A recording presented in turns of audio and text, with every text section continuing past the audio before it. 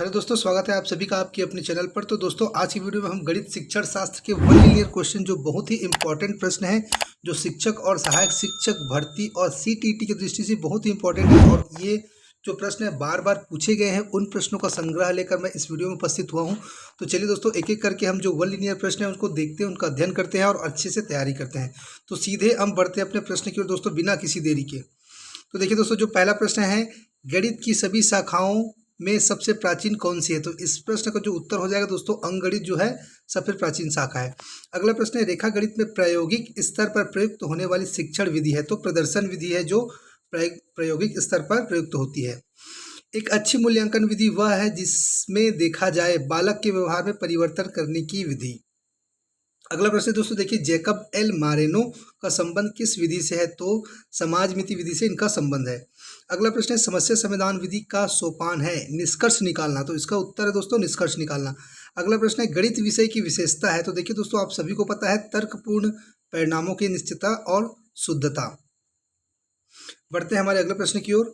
तो देखिए दोस्तों, अगला प्रश्न है, चिंता बौद्ध तर्क शक्ति विश्लेषण की क्षमता बढ़ाने वाला विषय है? तो निश्चित ही ये गणित विषय है। अगला प्रश्न है, गणितीय निष्कर्ष सर्वमान्य होते हैं क्योंकि? इसका उत्तर है, यह तर्क पर आधारित है। तर्क मतलब आपकी जो मानसिक प्रक्रिया से जो होकर आपको जो रिजल्ट मिलता है उसको तर्क शक्ति के माध्यम से ही निकाला जाता है, तो तर्क पर आधारित है।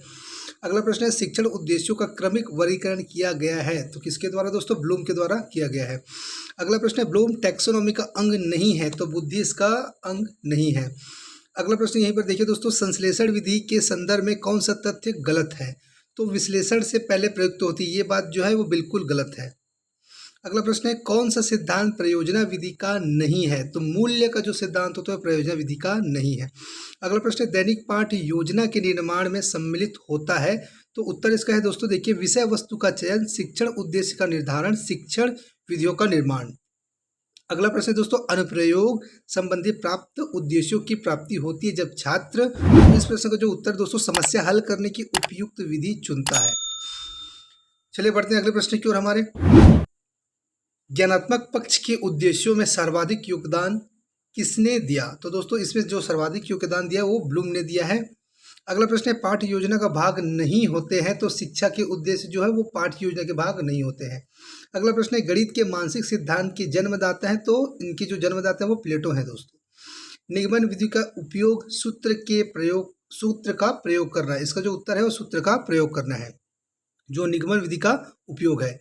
अगला है, सामान्य से विशिष्ट की ओर शिक्षण सूत्र पर आधारित विधि है? तो इस प्रश्न का जो उत्तर है दोस्तों, निगमन विधि जो है सामान्य से विशिष्ट की ओर शिक्षण सूत्र पर आधारित है। अगला प्रश्न है, विशिष्ट से सामान्य तथा स्थूल से सूक्ष्म की ओर शिक्षण सूत्र पर आधारित विधि है? तो यह है आगमन विधि। अगला प्रश्न है, गणित शिक्षण के प्रेरणात्मक सिद्धांत के सूत्र है? तो इसका जो उत्तर है सजीवता। अगला प्रश्न है, गणित शिक्षण के लिए पाठ्य योजना का निर्माण आवश्यक है? तो इसका जो उत्तर दोस्तों, विषय वस्तु का विकास सुव्यवस्थित ढंग से किया जाता है।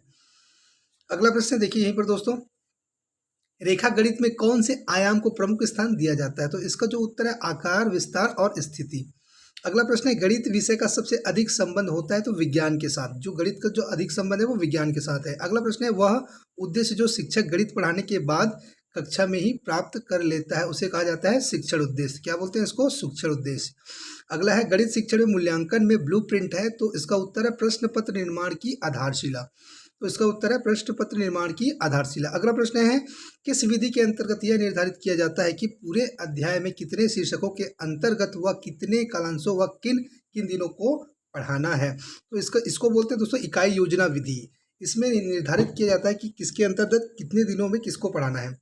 अगला प्रश्न दोस्तों, गणित के नियम व निष्कर्ष होते हैं? तो वस्तुनिष्ठ व सार्वभौमिक इसका जो उत्तर है। अगला प्रश्न यहीं पर देखिए दोस्तों, आगमन विधि का एक प्रमुख दोष है? तो ज्ञान अर्जन बहुत धीमी गति से होता है, इसका एक दोष है। अगला प्रश्न है, गणित के अध्ययन से एक बच्चे में किस गुण का विकास होता है? तो दोस्तों, इसका उत्तर है आत्मविश्वास, तार्किक सोच, विश्लेषक सोच, इसका विकास बच्चे के अंदर में होता है। अगला प्रश्न है, गणित सभ्यता और संस्कृति का दर्पण, यह कथन किसने कहा है? तो हाँ, वेन ने इसको कहा है। अगला प्रश्न है दोस्तों, उपलब्धि परीक्षण व नैदानिक परीक्षण में अंतर है? तो उद्देश्य का ही इसमें अंतर है।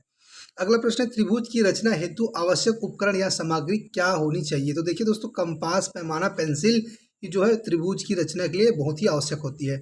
अगला प्रश्न है वस्तुनिष्ठ परीक्षण की सर्वाधिक महत्वपूर्ण विशेषता है वैधता। तो देखिए दोस्तों, जो वस्तुनिष्ठ प्रश्न होते हैं वो सर्वाधिक वैध होते हैं। अगला प्रश्न देखिए यहीं पर दोस्तों, सर्वाधिक प्रभावशाली शिक्षण सामग्री है, तो इसका जो उत्तर है प्रत्यक्ष अनुभव होगा। छात्र गणित की गणना में गति प्राप्त कर सकते हैं, तो इसका उत्तर है अभ्यास के द्वारा। जितना ज़्यादा अभ्यास गणित का होगा उतना ही वो उसमें निपुण होते जाएगा। अगला प्रश्न है गणित की प्रकृति एवं संरचना में कौन सी विशेषता नहीं है। तो देखिए दोस्तों, गणित की सभी शाखाओं का मूलभूत आधार समुच्चय सिद्धांत भाषा ये जो कि नहीं है। अगला प्रश्न है देखिए दोस्तों यहीं पर, गणित सभी विषय विज्ञानों का द्वारा कुंजी है, यह शब्द किसने कहा है। गणित सभी विज्ञान जो विज्ञान है उनके द्वार कुंजी है, ये किसने कहा है, तो रोजर बेकर ने इसको कहा है। अगला प्रश्न है ज्ञानात्मक पक्ष में सबसे उच्च उद्देश्य किसे माना गया, तो मूल्यांकन को सबसे उच्च उद्देश्य माना गया। अगला प्रश्न है सामान्य से विशिष्ट का सिद्धांत किस में प्रयोग होता है, तो निगमन विधि में इसका प्रयोग होता है।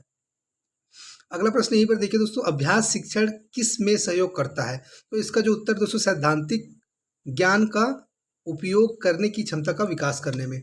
अगला प्रश्न है क्रियात्मक गणित का महत्व होता है, तो स्वयं करके सीखने में जो क्रियात्मक गणित का महत्व अधिक होता है। गणित की भाषा का अंग है, तो देखिए दोस्तों संकेत सूत्र संख्या चर इसका क्या है, अंग है।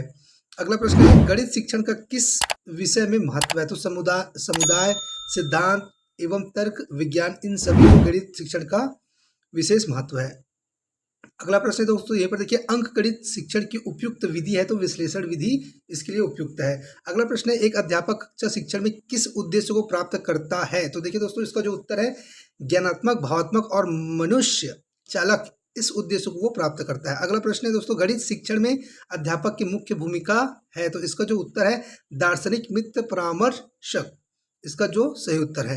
अगला प्रश्न है गणित शिक्षण की उपयुक्त विधि है आगमन निगमन विधि जो है वो गणित शिक्षण के लिए उपयुक्त विधि है। अगला प्रश्न है दोस्तों, उच्च प्राथमिक स्तर पर आंकड़ों के प्रबंधन का केंद्र होता है, तो देखिए दोस्तों आंकड़ों का संग्रहण संगठन और प्रस्तुति ही जो होता है इसका केंद्र प्रबंधन होता है।